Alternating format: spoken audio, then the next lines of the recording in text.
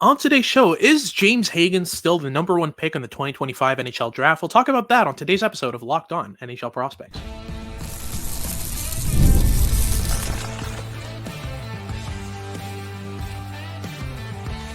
You are Locked On NHL Prospects, part of the Locked On Podcast Network. Your team every day.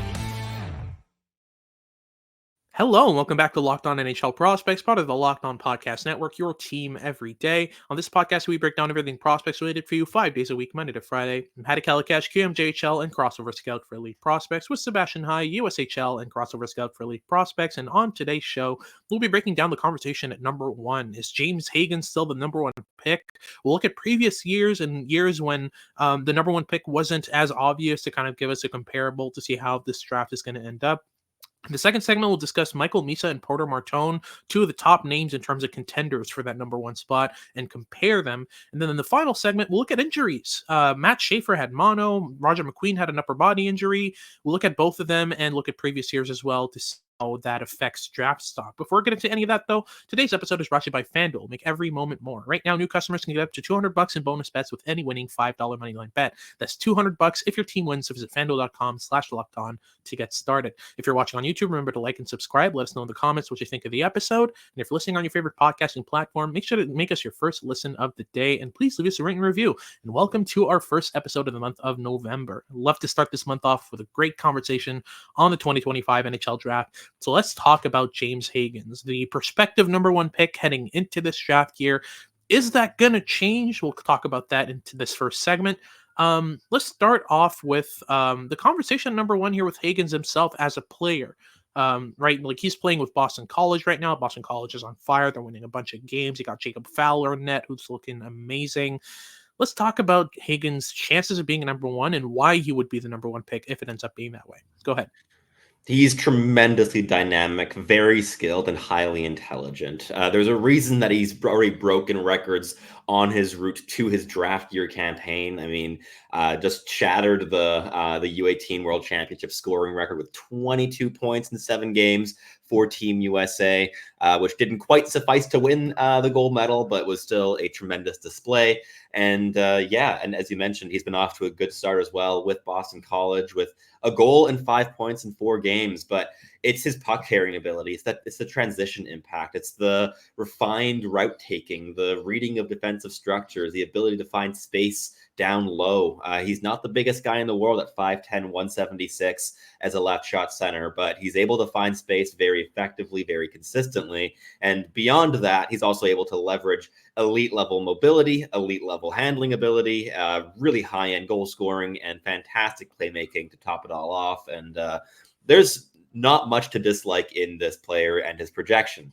Stylistically, there are definitely some hints of Jack Hughes in how he plays the game, how he moves around the ice, the overall profile, the size, and obviously the route he's taken as well, though he's starting off in the NCAA in his draft year, and Jack Hughes never played a minute of NCAA hockey. So a little bit of a difference there, but a player that has been the unanimous player at number one early on in this draft class. I have not seen a single outlet rank any other player at one just yet. That said, this is a year with a conversation at number one, which is why we're making this episode. And we have 5 players that we think are very much in the mix for this spot by year's end. But James Hagens remains the favorite, but it is wide open so far. And wanted to ask you as well, like what makes James Hagens a number one contender for you? Because for me, I think it's the skill, the dynamism combined with that intelligence that really does it. Yeah, I think the other part of that is he brings a decent level of intensity as well. Like he isn't afraid of physical contact. He isn't afraid of kind of getting into corners and making plays and all that stuff. I think there's a decent amount of off puck habits and tools that he can use really well. That's kind of what was lacking with Hughes in his draft year that made this a conversation, right? Like, you know, Hughes definitely had even in his draft year a higher level of skill and transition ability than Hagens, but Hagens has intensity, he has defensive acumen, he makes some good defensive plays. Like he plays a bit more the center game, right? That's what makes him really interesting for me at number one, is that combination of, you know, high end to elite skill in certain areas with the high end skating, with the intensity and defensive plays, right? That's a great kind of toolkit to build around. And I'd rather see a prospect who can manage both sides of the ice than a prospect who is elite, like top end of any draft class in one thing. And that's what we're seeing from Hagen so far, is a bit more versatility this year. The other side of that, is you look at like previous draft years, years where the number one pick wasn't as kind of clear cut by the end of the year, even though it was at the start of the year, thinking even as early as 2022 in the Shane Wright draft class, right? Like Wright was at this stage of the year in 2022 was the number one pick. Like there was no doubt there. By year's end, Slafkovsky was the number one overall pick on draft day. And heading into that, there were conversations with other players. Logan Cooley was in that talk as well, right? So it's a matter of looking at that and comparing. And I want to ask you, like, what made Wright slip from number one, and what could make Hagens slip at number one in that same vein? Yeah, I mean, I think with Shane Wright, the things that were just always irreproachable were the intelligence, the refinement in the habits. He already played a pro style of hockey in his D-1 season in the OHL, let alone in his draft year.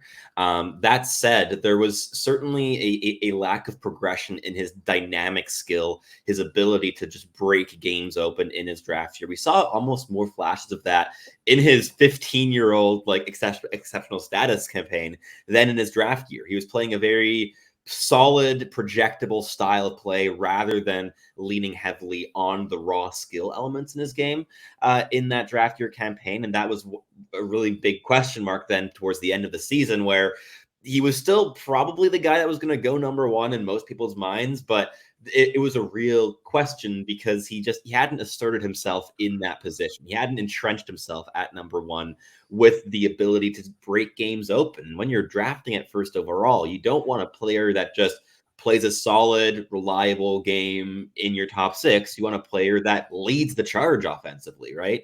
And Shane Wright wasn't quite doing that in his draft year. So I think for James Hagens, maybe he a way that he would drop out of that like entrenched number one spot would be playing a bit too conservative of a style, and that could be a lesson learned from the Shane Wright year. But he's also stylistically a very different player. There's a similar level of intelligence in his game, but he's a lot more dynamic on his feet, a lot more willing to explore his toolkit and leverage his skill than Shane Wright was at the beginning of his draft year. But definitely there is some precedent for a player of the intelligent and like the mold of player that has been on everyone's minds going back 2-3 years before the draft, like Shane Wright, to drop down come draft day. For sure. And I also want to go back to 2020 real quick for the inverse conversation of a prospect where they had it into the draft year as a prospective number one. By end of year, there was a conversation, but he still ended up as a number one overall pick in Alexis Lafrenière versus Quentin Byfield. And if you ask the Rangers themselves, there was a conversation, like a long conversation about number one there between Laf and Byfield. And so far, you looked at last year and it seemed like Byfield was catching up really quickly and would end up being the better of the two. But now Lafrenière is off to a great start with the Rangers. It's going great for him as well. So, let's talk about that conversation a bit, because I think that's an interesting one. Alexis Lafrenière is, I think, the first prospect I properly scouted. I was living in Saint-Eustache at the time. Well, no, I wasn't living in Saint-Eustache at the time of his draft year. I was living in Saint-Eustache when he was playing for their M18 AAA team back in like 2016, 2017. I was going to rinks and watching games there. And he caught my eye really quickly. He's a prospect who, from his first year in the M18 AAA to the last, had a huge growth spurt and improved in that element. So I have a lot to say about Lafrenière, but I also want to focus on Byfield here because his draft year was absolutely insane for Sudbury in the OHL. And that conversation lasted a while. And I think it was really mainly revolving around Byfield's combination of size and skill, which we're seeing kind of with Roger McQueen, who was also in that conversation a bit this year. But Lafrenière ended up being on top because of his projectable game, because of his physical elements. He was a lot more refined at the same age. Byfield had a bit more runway, and the Rangers needed someone who would fit within their scheme pretty much right away, right? Absolutely. And I think it's interesting too, because in the Shane Wright draft as well, it was Yuri Slafkovsky in the end who went number one, who was that more raw but physically gifted, toolsy, massive hulking player that ended up winning out that race for the first overall selection. And there's a couple players in that mold in this year's draft class, right? Whether it be Roger McQueen or Porter Martone, there are players that have fantastic physical tools, are really, really big, like 6'3" plus, just like Slafkovsky was, and Byfield was, of course, as well. But also just bring so much depth, skill, and dynamism and creativity with the puck on their stick, where they're not just big hulking forwards, right? They're players that want to break the game open and in whatever way they can, whether that be through their physicality or their skill or their goal scoring or whatever other tool they want to leverage in those situations. So definitely there is some precedent for a bit more of a smaller two-way center to end up falling from that number one slot in favor of the bigger player. But as we'll explore in the second segment, there's another not massive centerman who is certainly going to be making a push here at number one this year too. Yeah, absolutely. And we'll get into that right away. But just before, a quick word from our sponsors at Game Time.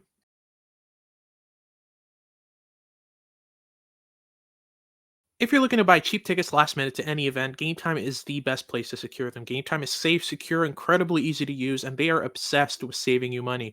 They've got deals at every step of the way, flash deals, zone deals, last minute deals, and they also have the Game Time guarantee to make sure you always get the best price for your tickets. I use Game Time all the time. My schedule changes around a ton, so I can find myself with an afternoon free out of nowhere to watch some hockey. So I always pull up Game Time and kind of see what's in my area, and if I have the funds for it, I'll just, secure the ticket within an hour. It's in your phone, and you're able to just go get your QR code scanned and get in the game. And they've also got all-in pricing to make sure you can know exactly what you're paying. It shows you the price after taxes, after fees, if you toggle it in the app, and you know exactly what you're paying for, so you can make the best decision for your wallet. So take the guesswork out of buying tickets with Game Time. Download the Game Time app, create an account, and use code LOCKEDONNHL for $20 off your first purchase. Terms apply, but again, super simple. You just create an account, use code LOCKEDONNHL, and you get $20 off. So download Game Time today. Last minute tickets, lowest price, guaranteed. Alrighty, so let's move on to our second segment here, where we'll discuss Michael Misa versus Porter Martone. The two OHL superstars right now are in a neck-and-neck race scoring-wise, and for the 2025 NHL Draft.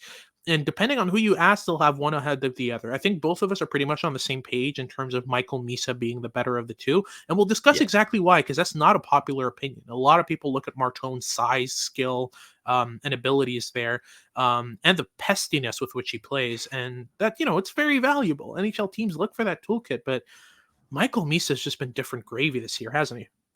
He really has been. I mean, he's on a season-long point streak so far for the Saginaw Spirit. Not a single game without a point. And in those 12 games, he has 16 goals and 23 points, which is, I believe, second in OHL scoring. It's either second or third. Liam Greentree is leading the line with 26 this season, and Porter Martone's in third place. So scoring-wise, it is very much a neck-and-neck race, but with Michael Misa, you have a level of refinement to pair with tremendous dynamic skill and a lot more refinement in how he leverages that skill than with Porter Martone. Martone is a guy who tries everything all the time, which is incredibly entertaining and really exciting as well in terms of developmental runway, but there isn't that same level of, I guess, mental progression that we've seen with Misa in the last year, especially, where he's always been a very good, reliable two-way center at the OHL level, but there was a bit of a lack of being able to leverage the dynamic skill in tandem with that. We either saw one or the other, and playing with a dominant Saginaw team, we mainly saw the more conservative version of him, especially last season on the road to a Memorial Cup victory. But this year, it's been his team. It hasn't been Zane Parek's team. It has been Michael Misa's team this season. And he's been dominant in every game I've watched. He's been my favorite player to scout so far this season. Every time I tune into a Michael Misa game, I just have a big smile stapled to my face for most of it. And he's a guy that is able to break games open, but also shut games down. High-end skater, incredibly fast, fantastic playmaker, wicked goal scorer. Can do just about anything you ask him to do. And I think that the conversation between him and James Hagens really should be a significant one this season because stylistically there's a lot of similarities between these two players. But Michael Misa also has 3 inches on James Hagens, which is an advantage, certainly. He's 6'1" and 185 pounds, also as a left shot centerman. But Porter Martone isn't necessarily a player that we should overlook here either. He's a very exciting prospect, and it's only relative to Michael Misa where we want to pump the brakes a little bit in terms of excitement and projection. But overall, this is still a tremendous prospect, isn't he? Yeah, absolutely. I think that what's really interesting with Martone is you have this high-end skill and the dare that he plays with, in a frame that just works incredibly well with his style. He's pretty selective in when he gets physical, but when he does get physical, he's unstoppable. He's also just a thorn in defenders' sides. He's so annoying to play against. Post whistle shenanigans, throwing little cheap shots in between plays. He's just very much a pest. We've called him a better skating Corey Perry. That's about what you can expect from Martone. I think the side of that is you look at why people value Martone more, and they'll point to the 6'3", they'll point to the physical flashes. Michael Misa is more physical overall than Porter Martone is. You watch Michael Misa, he's in every board battle. He's leveraging his weight incredibly well along the boards in order to get off of them and make plays. Martone is a lot more selective with when he's physical. I'd say he's more physical with goaltenders than he is with defensemen along the boards. Like he's that type of player, right? So I give the edge to Misa physicality wise because of how well he uses his physical tools. On top of that, he's married to the boards. I give that advantage to Misa. I give the goal scoring advantage to Misa as well. I give the playmaking advantage to Porter Martone. And I give the handling advantage to Martone as well. But Misa has the edge in skating, intelligence, physicality, and goal scoring for me. So that's why the conversation, I think, and pace as well. Like Misa's just full throttle all game, but he's also able to slow down, decelerate, accelerate, manipulate his pace in ways that are really intelligent. Martone tries a lot of things, but he tries in pretty much all at the same pace, which isn't really projectable. So that's why, in my opinion, and I think in yours as well, Misa is a better prospect of the two, and it's closer to a debate between Hagens and Misa than it is between Misa and Martone, right? Yes, I think we're definitely in the same boat there. But I think with Michael Misa, there's definitely a lot of shades of Maximus Celebrini from last year in his game in terms of the transition upside, the combination of defensive reliability and offensive dynamism, the shooting threat on the power play. There's a lot of similar elements. I mean, the frame, the profile are very similar. And just the way in which he dominates every single shift, I think, has a lot of Celebrini in it. And this has been a very fun developing top end of the draft class over the first month of the season here. And I think that Michael Misa is the player that has probably risen the most in this top group of players since the beginning of the year. Yeah, I also want to add, we were just talking about Shane Wright in the last segment. I want to say that, I saw a lot of Shane Wright in Michael Misa last year. Very safe, very, very reliable, but not really trying too much.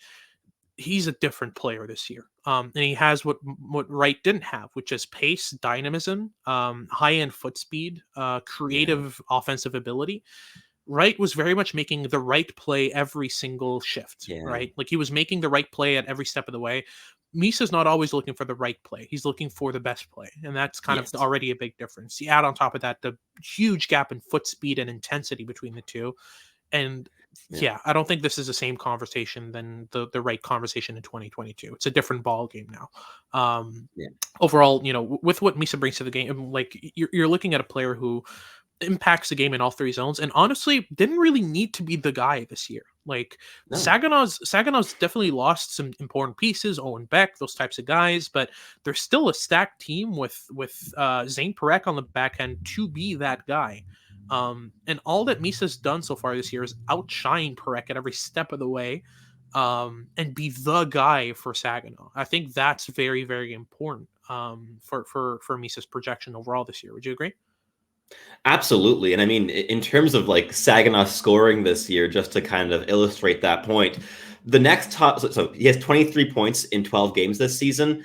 The next 4 top scorers have 17 points, 14 points, 11 points, and 10 points. He is running away with the offensive production in this lineup. And those players are Christian Epperson, who's been playing really, really well this season with those 17 points.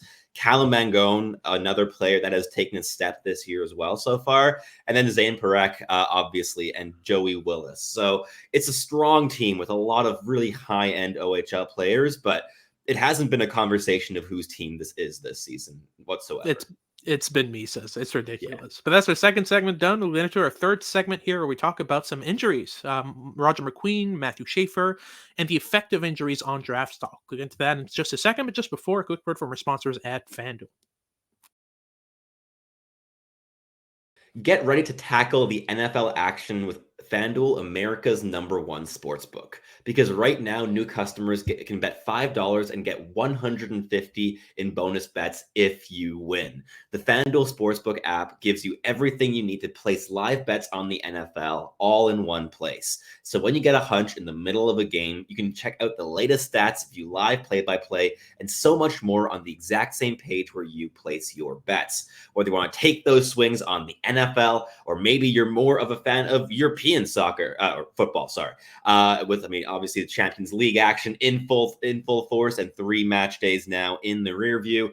Or maybe you're not a football fan in any capacity and prefer tennis or golf. Or if you're listening to this podcast, I'm going to guess that hockey is pretty high up your list of favorite sports. Whatever your favorite sport may be, FanDuel has something for any kind of sports fan. Just visit FanDuel.com and to join today. You'll get started with $150 in bonus bets if you win your first $5 bet. That is at FanDuel.com. Never waste a hunch and make every moment more with FanDuel, an official sportsbook partner of the NFL.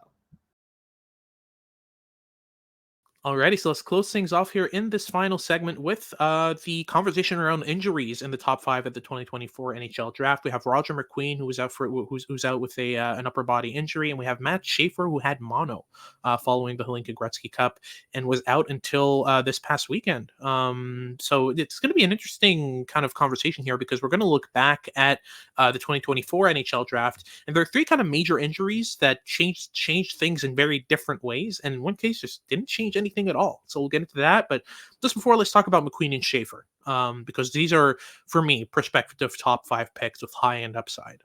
First, McQueen, I think, is a more obvious of the two at this stage. 6'5" dynamic center from the Branded Wheat Kings in the WHL. Talk me through his game a bit and why he's in the conversation and who he reminds you of. Yeah, he's 6'5" and 192 pounds as a right shot centerman.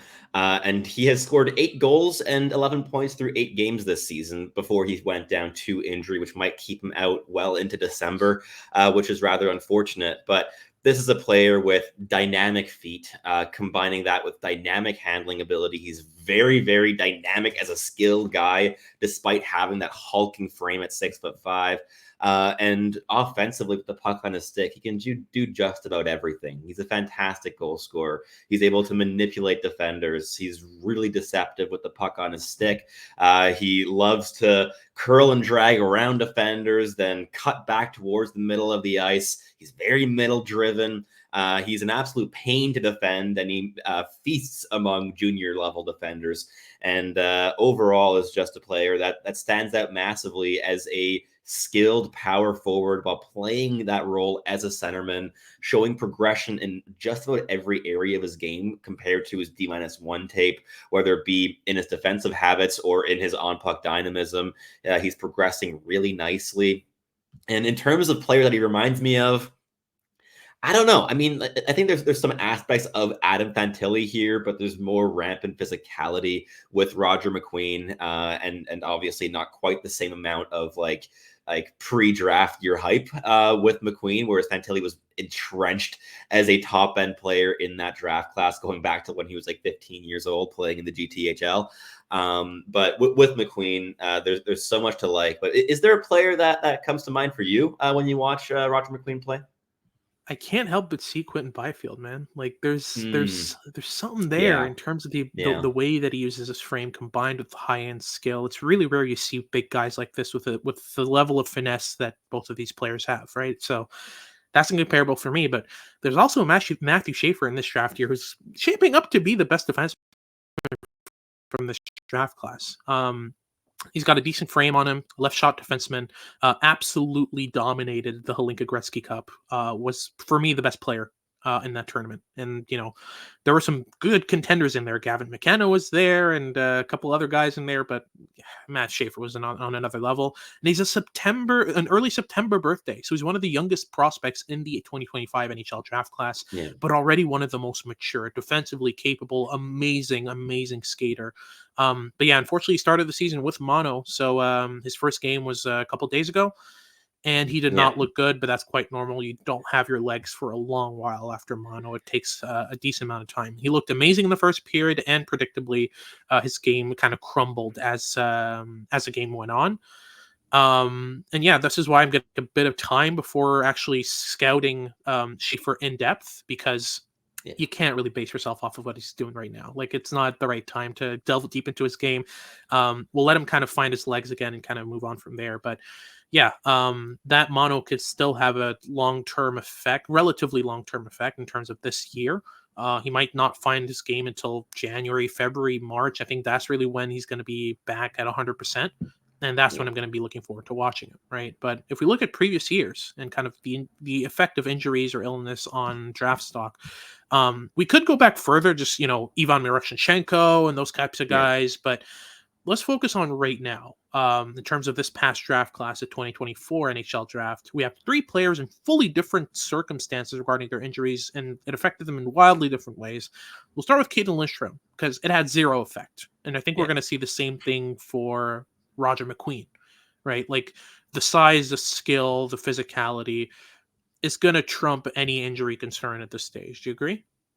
I fully agree. Yeah, I think that those two players are in similar boats, both in terms of profiles, but also in terms of what the injury is going to do in terms of affecting their draft stocks. McQueen's also not a player with a long injury history, right? Like, this is just an injury that happened, which obviously occurs when you're playing a game as physical and volatile like hockey is. But yeah, like Caden Lindstrom's missed a lot of time to injury. It was definitely a point of conversation that he was injured for much of that draft year season, but the performances when he was on the ice were just so fantastic that it was impossible to look past him. But I mean, he's still been injured going into this season, right? So we'll see how it continues to affect his development. But in his draft year, it didn't really have much of an effect, whether it be on public boards or internally in NHL organizations either. Everyone was pretty convinced that this is still going to be a player that is fantastic at the next level, and where there isn't a massive injury concern. But in terms of a player whose injury may have actually benefited his draft stock in an odd way last season, Adam Jiricek, who missed more than half the year after picking up a really ugly injury at the World Junior Championships against Team Canada in that first game, tore multiple ligaments in his knee. It was really, really not a pretty injury whatsoever. But he's a player that struggled massively against pro competition in that first half in the Czech Pro League. He was out of his depth. He was really struggling. The limitations in his mobility were pretty apparent, and to add to those limitations, a big knee injury was a big point of concern publicly. But internally in the NHL, it didn't have the biggest effect, and he ended up going where he was kind of projected to go by most people that had inside information, at 16th overall to the St. Louis Blues, right? Yeah, absolutely. And that was really interesting. I'm not sure he was in that range on every board. I think that the Blues were one of the teams that really, really liked him and chose to go that route.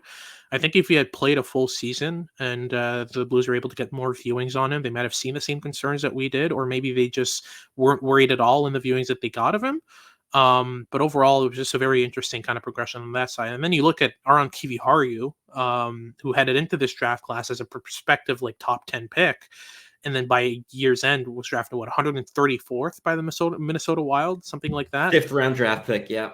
Yeah, absolutely. So that was an interesting progression, and I think the injury to Kiviharu was also a lower body injury, which kept him out for a decent amount of time. Was related to his skating mechanics and all that, but he came back from his injury, looked decent, but not overwhelmingly good, which is basically what we saw from him in Liga in his draft year before the injury.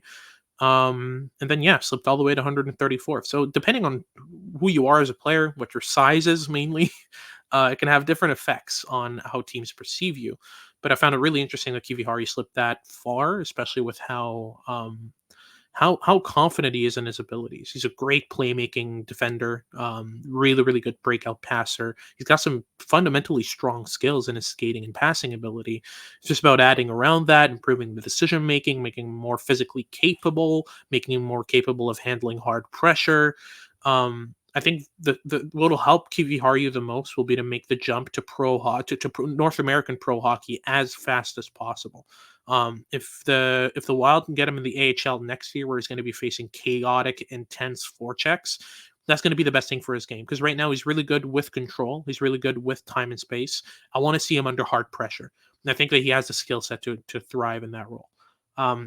But that wraps things up for today's show. Thank you very much for tuning in. If you're watching on YouTube, remember to like and subscribe. Leave us a comment letting us know what you thought of the episode. And if you're listening on your favorite podcasting platform, please leave us a rate and review and make sure to make us your first listen of the day. For your second listen of the day, make sure to check out Locked On Sports Today. They've got all your news and updates about what's going on around sports. Make sure to tune in for our future shows as we continue our prospect coverage for the month of November. This has been Haddock Kalakash with Sebastian High, and we hope you tune in next time.